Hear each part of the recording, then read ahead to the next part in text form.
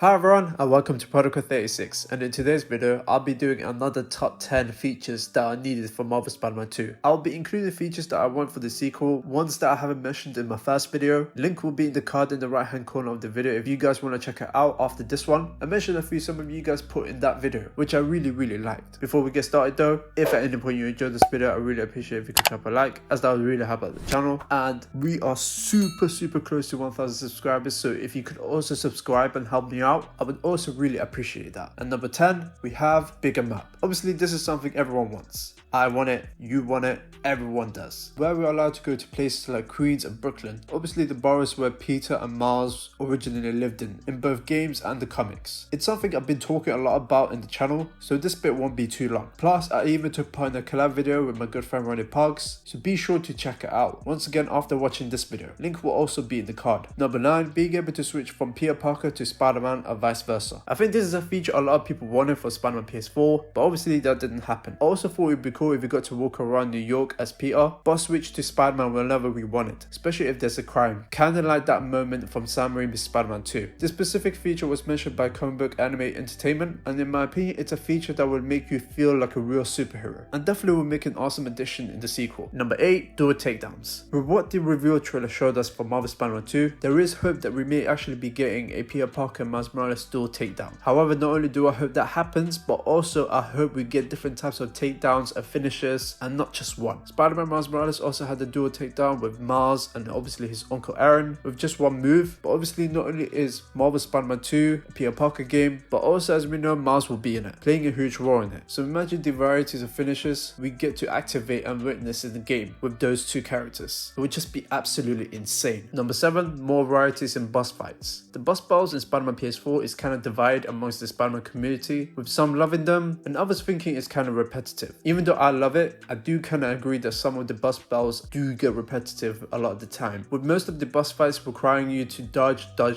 and attack and using objects to defeat them. But for Marvel Spider-Man 2, I really hope that they give us different types of options and how we want to take down the villains during a boss fight, to not only make things more interesting, allowing us to be more creative during the game, but also make everyone replay it again and figure out the different types of way to beat them without making it too easy, which is one of the reasons why the Mr. Freeze fight in Batman Arkham City was so loved. Number 6, more Marvel landmarks. Spider-Man PS4 and Spider-Man Miles Morales has so many iconic Marvel landmarks, from Joseph's Bar all the way to Avengers Tower. So for the sequel, since the map will most likely get bigger, I hope we get some that we haven't seen in the first 2 games, like Midtown High, the high school Peter Parker went to, Pop's Barbershop from the Luke Cage Netflix show, a Laverne Embassy, Avengers Mansion, because why not, and of course, the Baxter Building. Finally getting confirmation that the Fantastic Four does actually exist in this universe. Number 5, walking and standing on walls. This feature may not be that exciting compared to the others in the list, and given that we're able to wall run. However, not only would it be cool that we get to do that in the sequel, but it would also create great looking and interesting photos when using photo mode. This idea is from Tobias Reaper, who mentioned it in the comments of the other video, and I personally thought it was really cool. Number 4, being able to talk to villains. This is a feature News to Astonish also mentioned in his own video, link will also be in the card, and there was an idea that originated from Daredevil Man 999 from Reddit, where they mentioned that Insomnia should take a specific element for Batman Arkham Knight, where after you defeat and imprison the villains, you are able to talk to them. So imagine in the raft, Peter makes fun of certain villains like Shocker, Electro, Rhino, while they're behind bars, but with villains like Kingpin, Doc Ock, and Mr. Negative, he has a much more serious conversation with them, continuing to explore the relationship Peter has with his villains, and in my opinion, this would be a great way to show that. Number 3, using webbing while swinging. This is an idea from Spider Kid, who also commented on the other video, and I thought that this was an interesting and awesome feature to be added in a sequel, especially during a boss fight where you have to fight them in the air, someone like Vulture, Electro, or hopefully a new villain we haven't seen in the games yet. In Marvel Spider-Man and Marvel Spider-Man Miles Morales, both games allow us to stay in the air for about a few seconds, which I thought was a great and helpful feature, but I also hope for Marvel Spider-Man 2, they also let us have the option of being able to shoot webs while still swinging, which is not only something we've seen from this version of Spider-Man during cutscenes, but it would also look cool during gameplay. Number 2, entering buildings. Being able to enter buildings rings is actually a feature that you were able to do in a few Spider-Man games, though not a lot. Spider-Man games most famous for this is Spider-Man 2 The Movie Time game, which was really cool. So imagine the power of the PlayStation 5, where we're able to not only enter any building we want when free roaming, but also check for any new collectibles and criminals for us to fight. It's also something Ronnie Parks mentioned as well, and it would just be sick if Insomniac decides to include that in the upcoming game. And last but certainly not least, for number 1, harder symbiote removal. This was a feature mentioned by Soulblade Productions, and honestly this would be perfect. If I remember correctly, I think this is a feature included in Spider-Man 3 The Movie Time game. If I'm wrong, please let me know in the comments down below, but I believe it was in that game, and honestly it would be perfect for the sequel, to be honest. So in the game, the more we use the black suit, it will become more difficult for us to go back to the advanced suit or the suit that you have selected, which will show how the symbiote is corrupting Peter even during gameplay. As Soulblade Productions perfectly said themselves, it would further show the control and influence the Venom symbiote will have on Peter. So this is my list. This is just my opinion though, so if there's a feature you want in Marvel Spider-Man 2, be sure to let me know in the comments down below. I would love to read them. Don't forget to follow me on Instagram and Twitter. If you enjoyed this video, please like, and one more, subscribe. To begin, Protocol 36.